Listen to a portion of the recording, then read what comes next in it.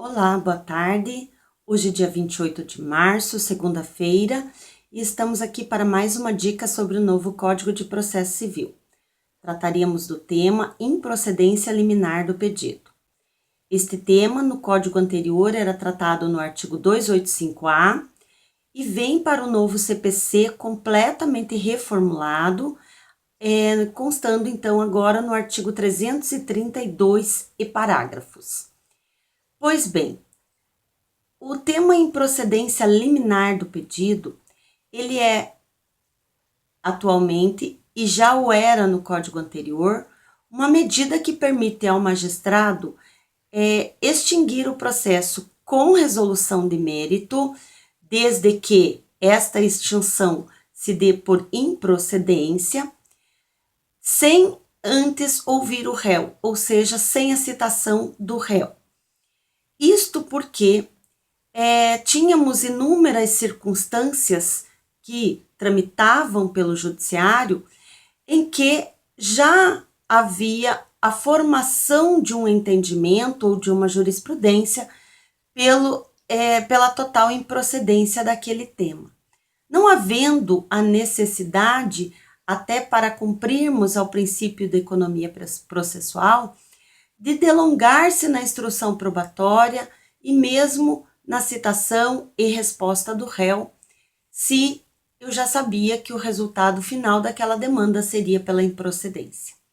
Então, o artigo 285-A, ele vem para o novo código através de reforma, aonde, cumpridos dois requisitos, o magistrado poderia estar extinguindo o processo através dessa improcedência liminar. Que requisitos eram esses? Bom, ambos contidos no teor do artigo 285-A, que nos falava: quando a matéria controvertida for unicamente de direito, este é o primeiro requisito. Eu deveria estar diante de um tema exclusivamente de direito e que não comportasse, então, apreciação de fatos.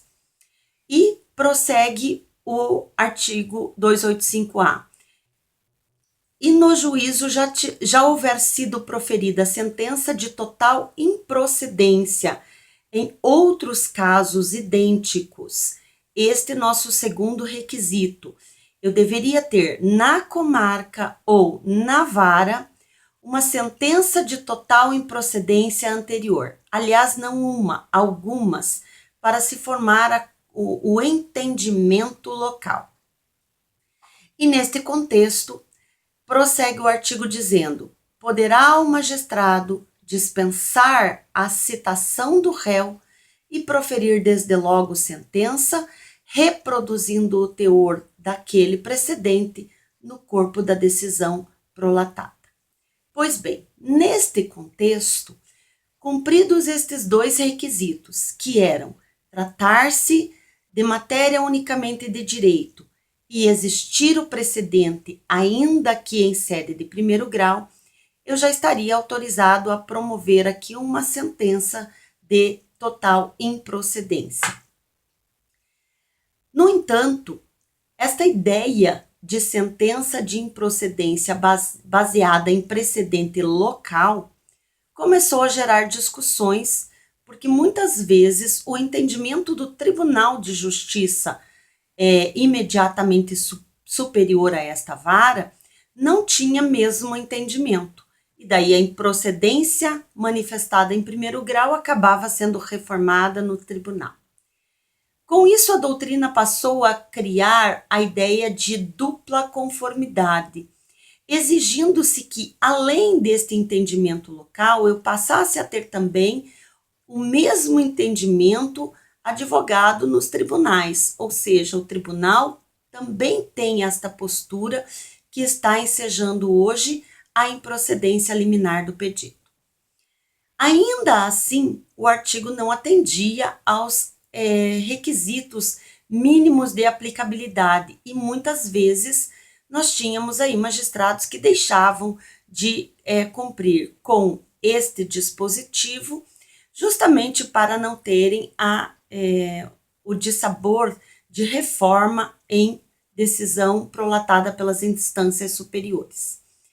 O artigo 332 do novo Código, ele vem a partir de agora com uma nova roupagem, dando prioridade ao sistema de precedentes e, com isso, valorizando o entendimento dos tribunais regionais, ou melhor, dos tribunais de justiça, e principalmente a jurisprudência dos tribunais superiores. E estes, então, é que passam a formar as possibilidades, as hipóteses em que o magistrado poderá utilizar a improcedência liminar a partir de agora.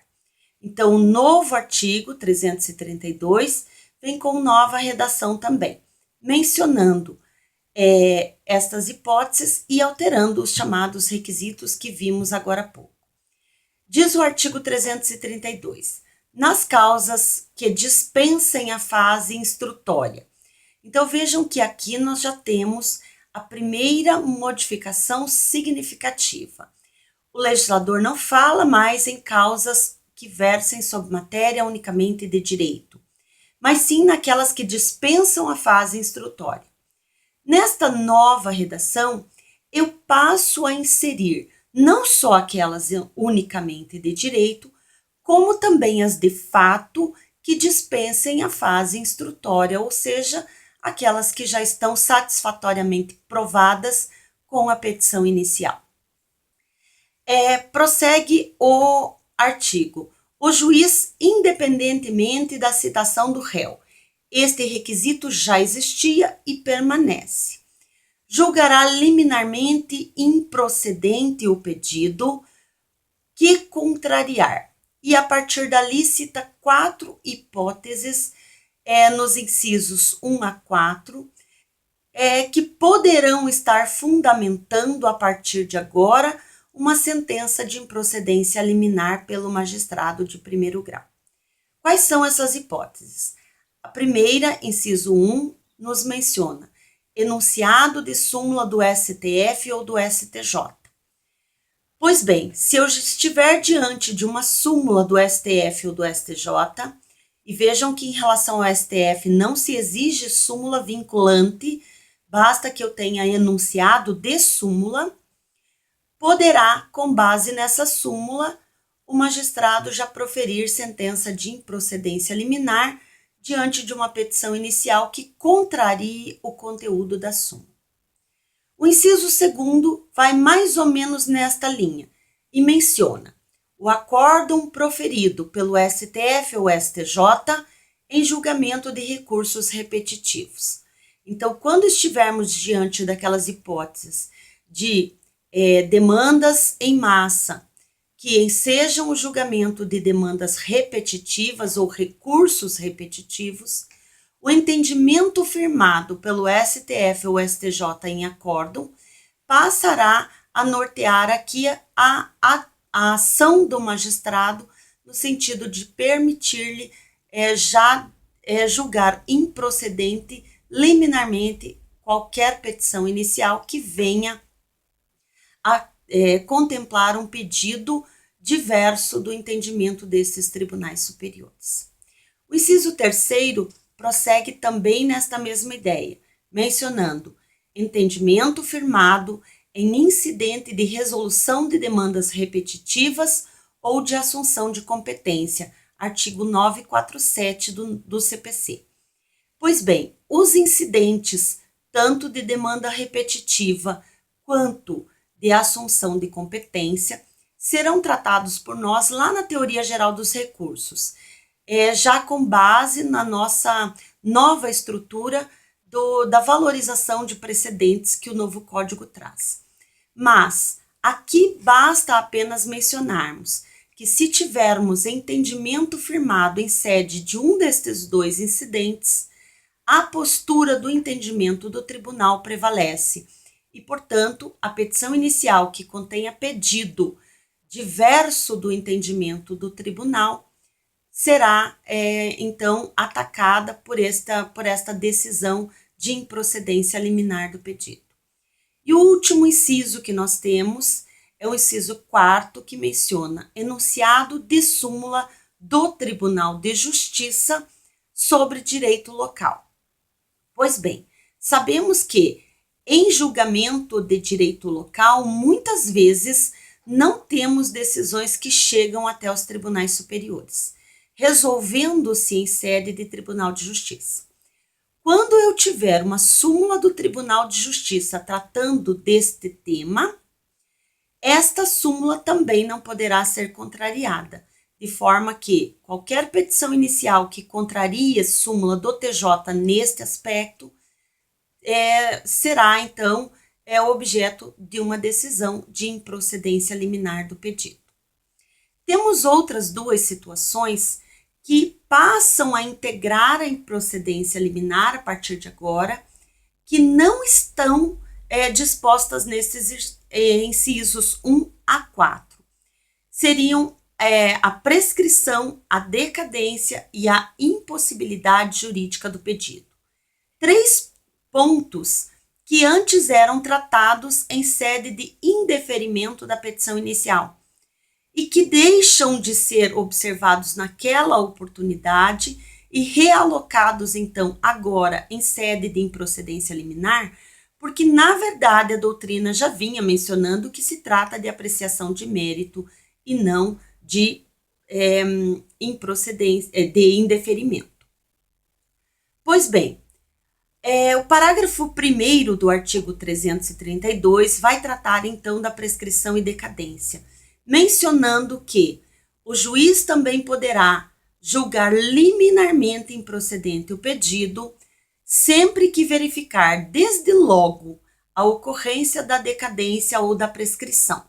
Então, prescrição e decadência tratam-se, na verdade, de apreciação de mérito e, a partir de agora, não serão mais verificadas em sede de indeferimento da petição inicial, e sim, agora em sede de improcedência liminar do pedido.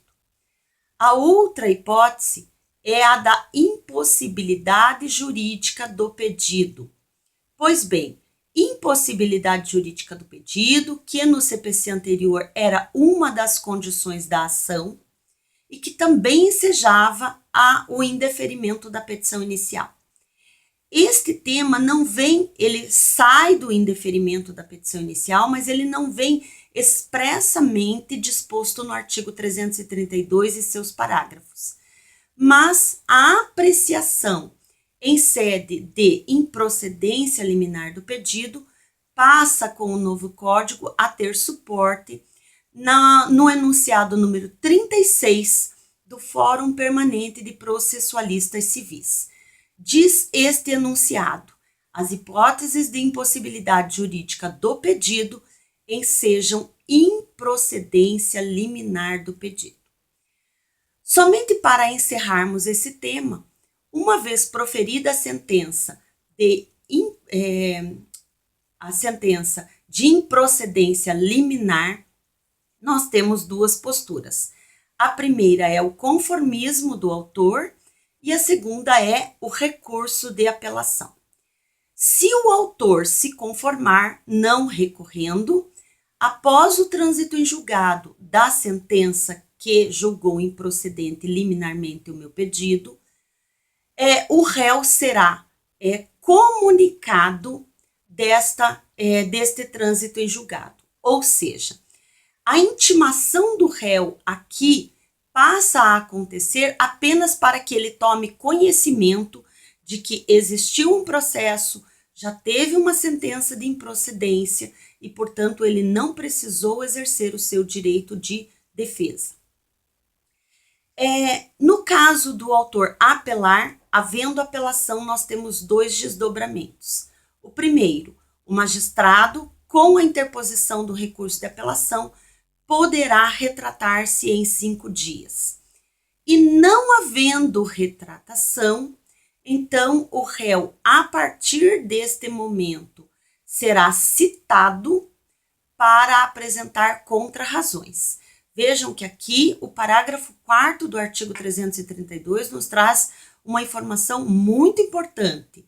Quando eu tenho apelação sem retratação do magistrado, a citação do réu é para apresentar contrarrazões ao recurso de apelação e não para se defender ou para apresentar contestação àquela demanda inicial. Bom, eram essas as nossas dicas em relação ao tema improcedência liminar do pedido. Amanhã estaremos aqui com um novo vídeo. Fiquem todos em paz.